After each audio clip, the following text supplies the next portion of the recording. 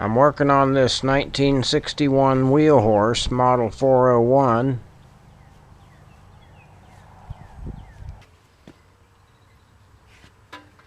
In the last video, I got a new belt on there with the belt guard.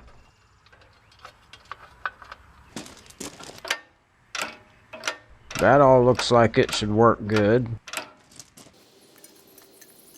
Then I took the belt guard off and sprayed it and the engine area with WD-40. Now I'm ready to wipe off the excess wet spots and put it together.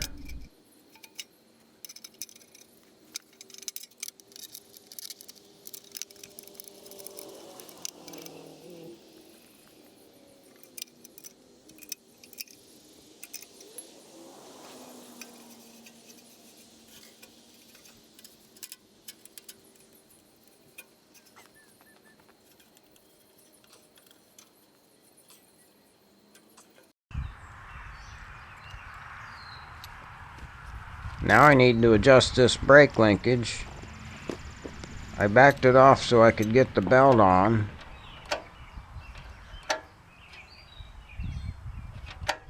Right now the pulley's bottoming out over there before the brake band gets tight. So I'm going to tighten the nut on the brake linkage until the brake band gets tight before the pulley bottoms out.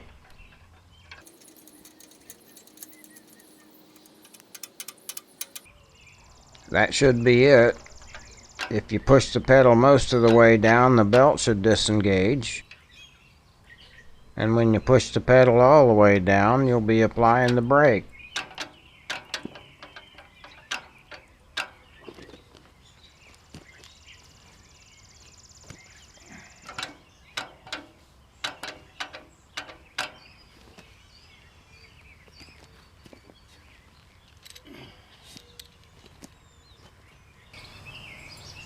This is the muffler I was going to use on that tractor. It came in this box here. It's the oldest of these three. I noticed this one has 2 rows of holes. A completely different hole pattern than the old muffler. So I started looking at other mufflers. This one in the center is the same part number. It's 214045. The muffler looks identical, and it's in an updated box. This one is newer. You can tell by the part number change. It has an S at the end of it. So it's a 214045S. I'm not sure when they started doing that. So based on that, this appears to be a newer hole pattern. It's a closer match to the old one. So that's the one I'm going to use.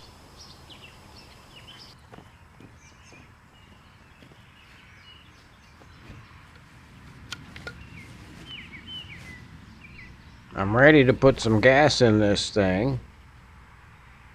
First, I make sure the valve is turned off.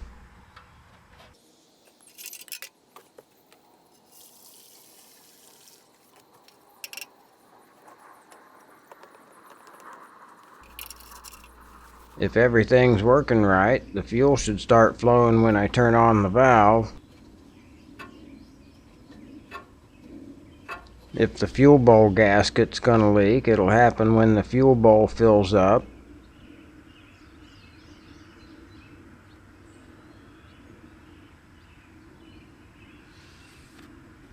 That looks okay.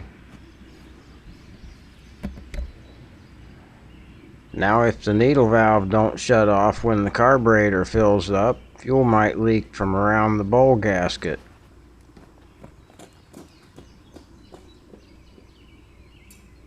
Sometimes it helps to knock on the carburetor with a screwdriver handle. Well, the camera died there, but I didn't find any fuel leaks, so I'll try to start it.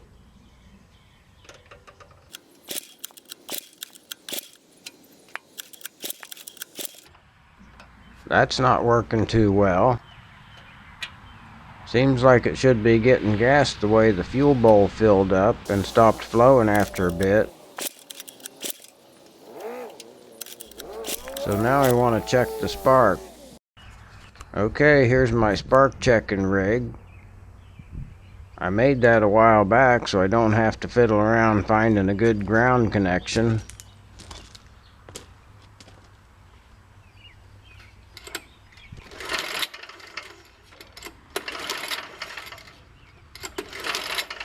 Well, I don't see a spark at all, so I'm going to check the points again. It looks like there's some oil or dark liquid on the point surfaces. That could be from me spraying WD-40 on the engine. Or it could have something to do with the way I had the engine on its side and almost upside down for a while working on the exhaust pipe. I'm going to go through my usual process. I'll file them to get rid of any pits. And I also try to round the tops while I'm filing, because you'd rather have the points touching each other towards the center of the face and not near the edges.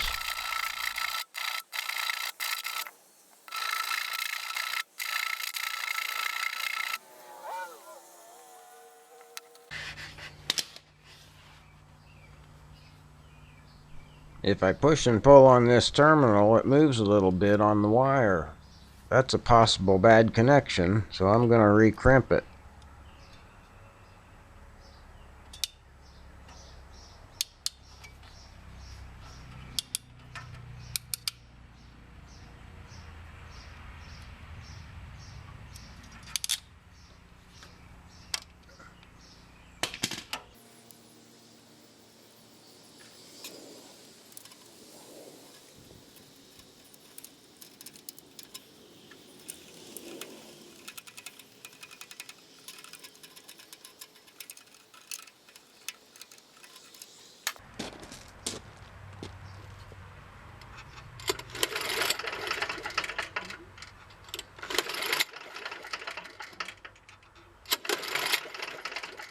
I saw some good sparking on the first pull and some wimpy sparking on the other pulls. It's pretty sunny today, which makes it hard to see the spark. I'm going to call it good. Now I have the points cover back on and the kill switch connected and switched to the run position.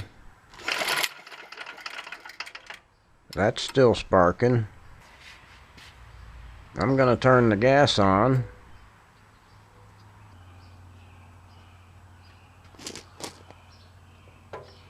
Give it full choke because it's cold. I don't like the throttle knob. It moves for a bit, then there's a tight spot, and when you get past the tight spot it went too far, so it's hard to set it where I want it.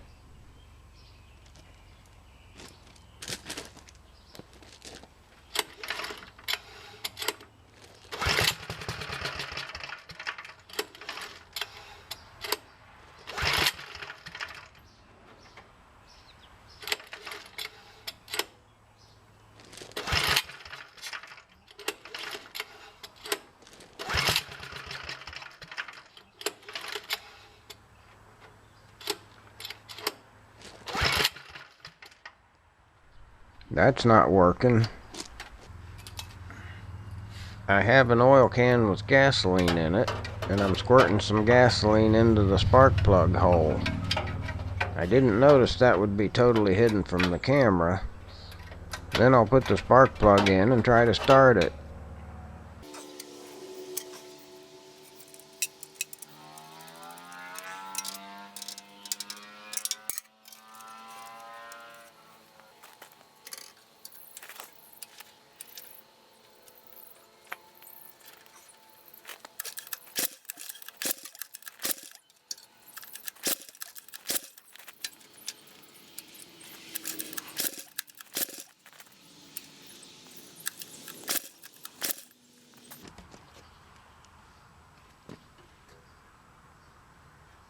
Okay, I took out the spark plug I was using, cleaned it, and checked the gap.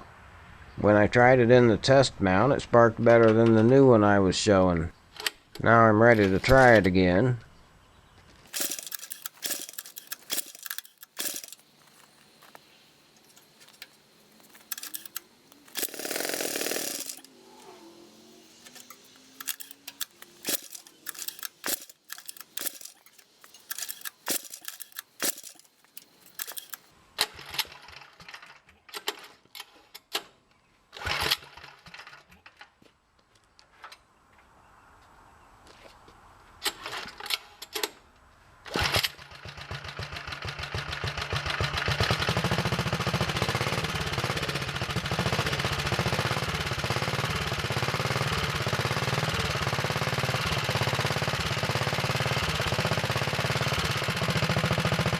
I want to stop to point out a few things here.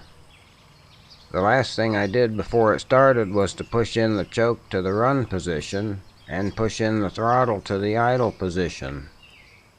When I have an engine start like that, they almost always die when I increase the throttle. With this sticky throttle that I was complaining about, I'm sure I would have killed it if I pulled on the cable. That's why I grabbed the carburetor lever and tried to feather it some to keep it running. Now I want to see if it'll keep running by itself.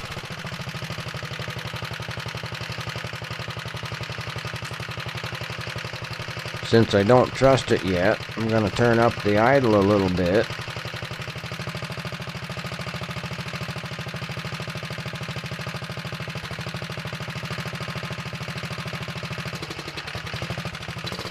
It dies when I give it gas too fast. And there's a bunch of white smoke. That might be too rich.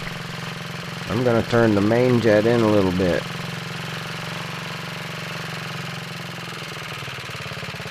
That helped some.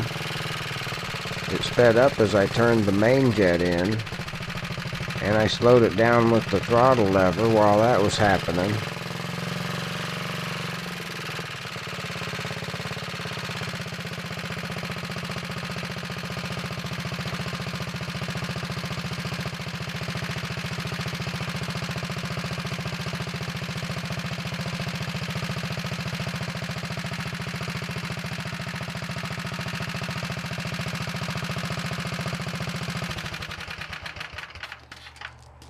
Okay, well, it's running. I think having the engine upside down while I was working on the exhaust probably moved some dirt around in the carburetor. And I just messed with the settings trying to get it running, so I need to go through my adjustment procedure. If it don't respond well to that, I'll have to clean out the carburetor. Okay, I have everything back to normal. Air cleaner's on. Kill switch is hooked up. I'm going to try to start it again.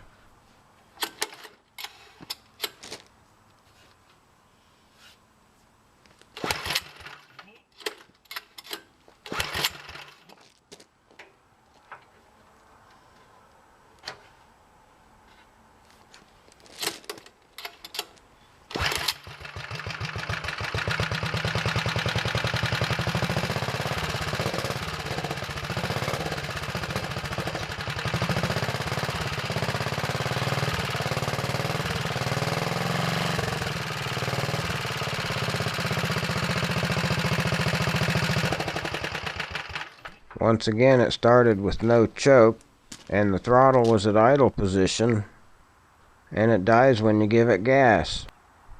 At least it's consistent.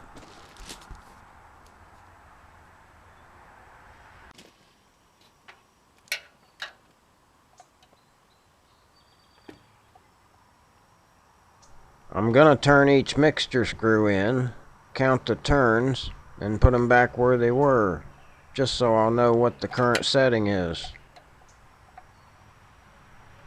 The main needle looks like it was about 1 1/8.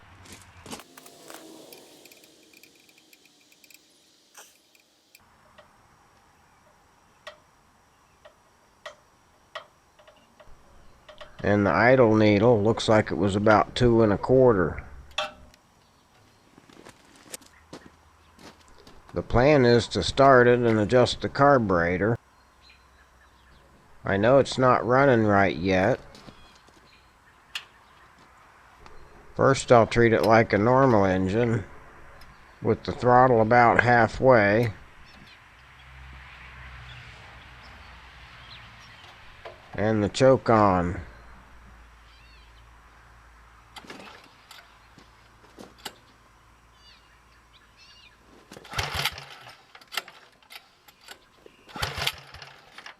Now I'll turn the choke off.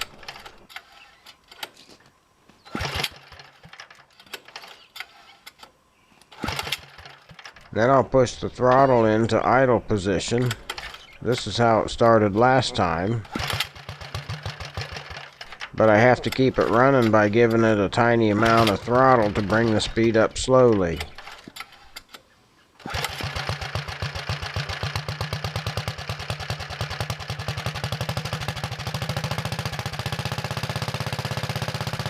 After it warms up a little, it'll stay running.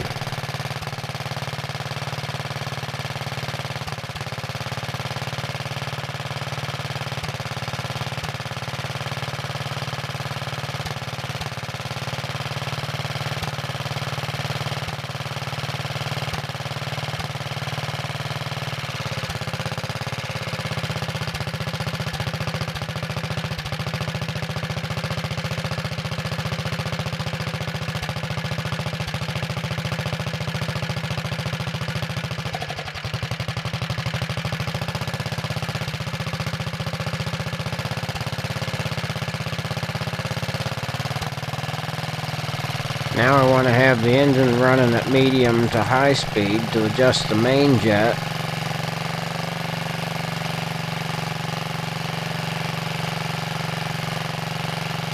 I turn it in until it slows down and note the position.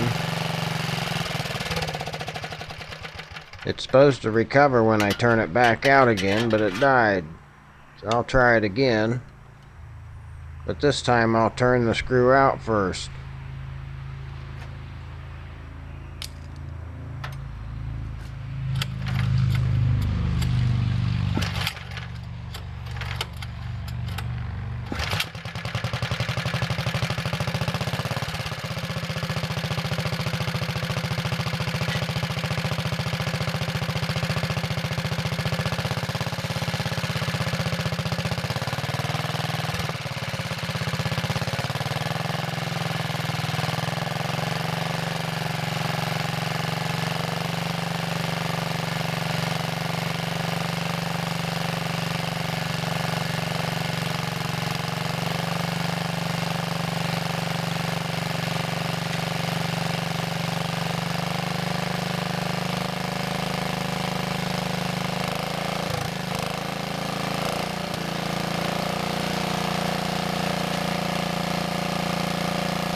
So I turn it out until it slows down and note the position. Then turn it in until it slows down and note the position.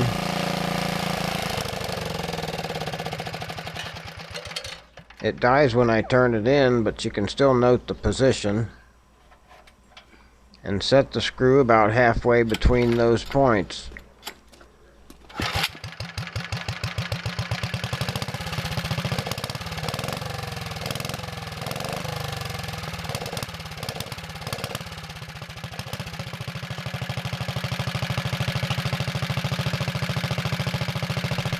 Now I'll try the idle screw.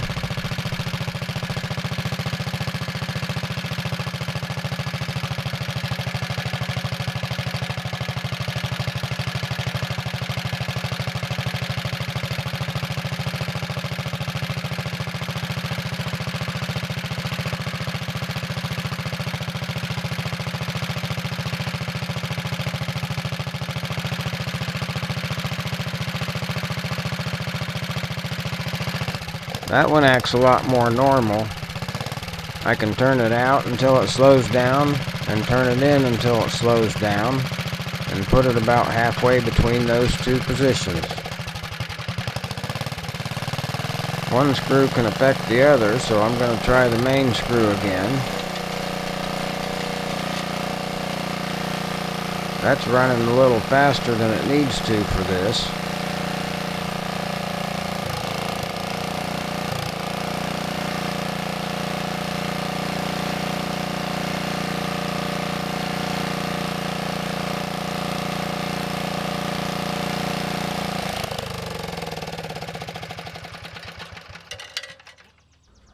Okay, the same thing happens again, so something's not right here. I'll turn the idle speed back down a little, and that's about as good as I'll get the carburetor for now.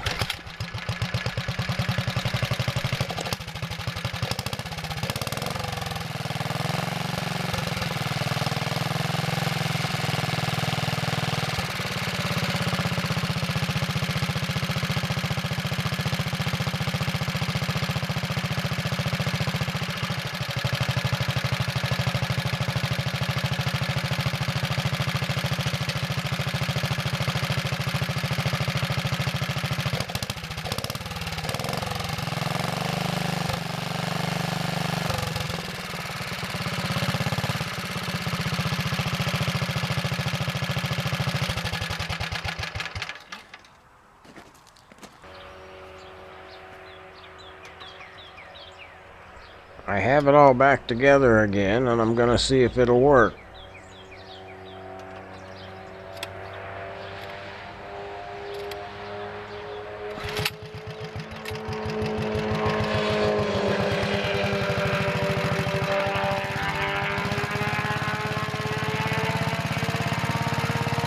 I have to wait till that motorcycle goes by to hear it.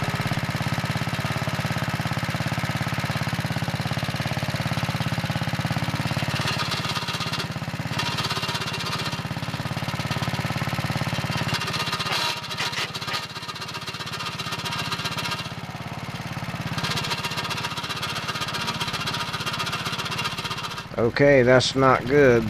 That's the belt chattering when I push in the clutch. So the transmission's still turning, and I won't be able to get it in gear without grinding stuff.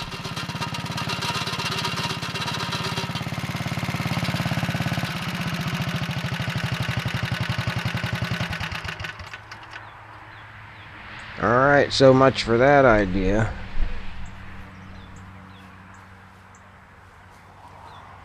Here it is with the belt guard off. If I push in the clutch pedal to where the brake is applied, the pulley's not retracted enough and still touches the belt.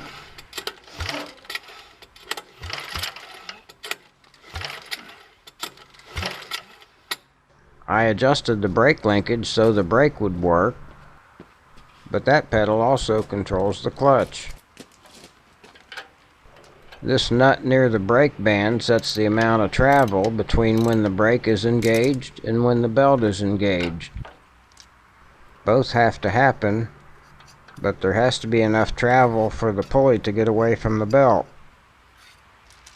So I'm going to back off the nut by the brake band until this pulley is low enough to not interfere with the belt.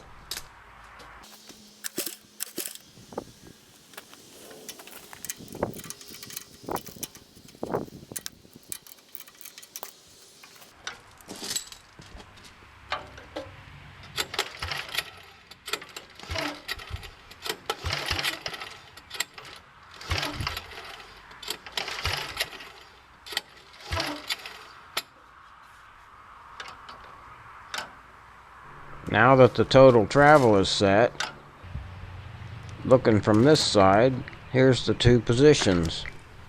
When the pedal is up, the belt is engaged, and when the pedal is down, the brake is engaged.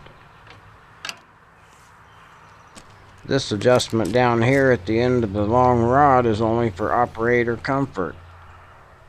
To adjust it, you can disconnect it at the front and screw it in or out of that threaded part in the back.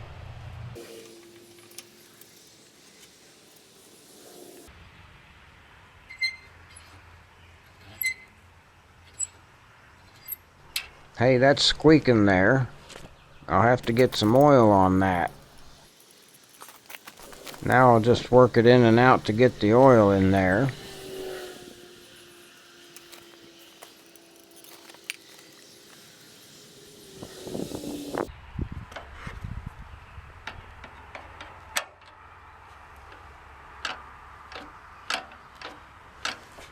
I'm gonna put this one back close to where it was. I like to have my foot in a natural flat position when I'm in neutral, and I have to tip my toe forward to get to the brake.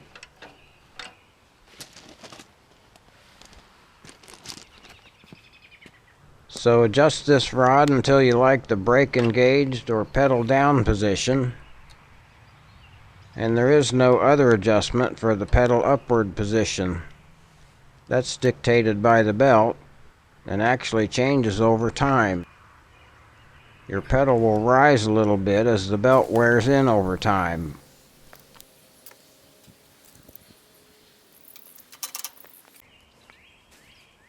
Okay, let's see what happens.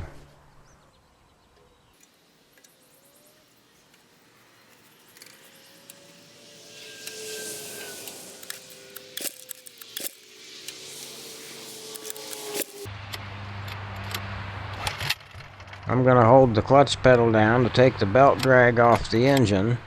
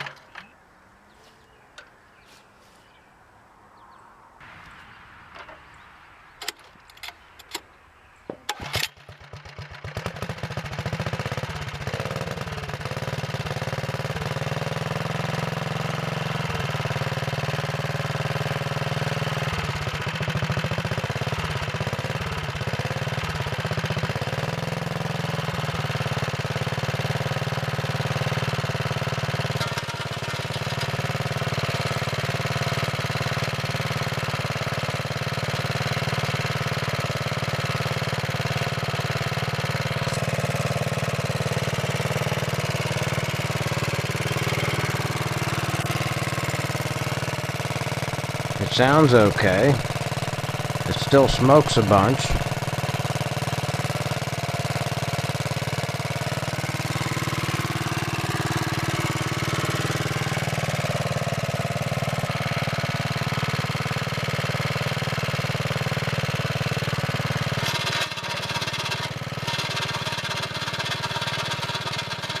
The belt still rattles.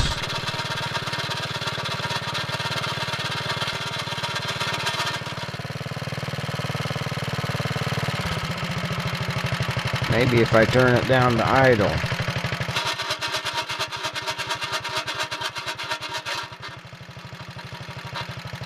It'll go into gear now, so it's better than it was.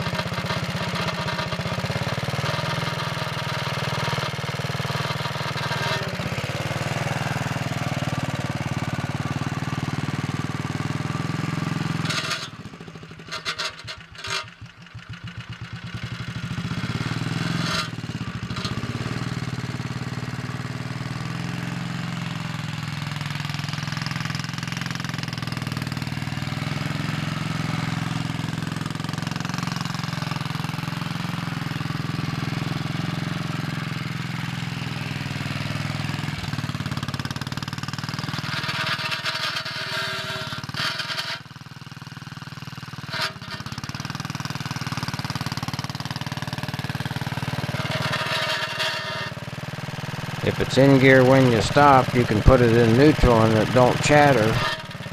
But once you get it spinning, the belt don't want to stop moving.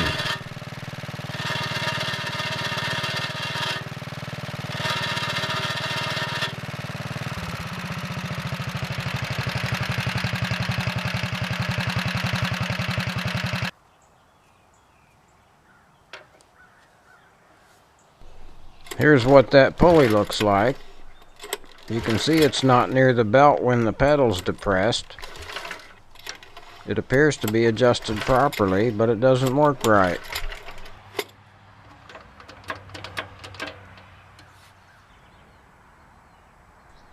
Well, that's as far as I'm going this time, and here's what it looks like. It moves under its own power now, but it still has some issues. I think I can fix everything except how much it smokes. Sometimes that goes away and sometimes it doesn't. Next time I'll start with fixing that belt chatter.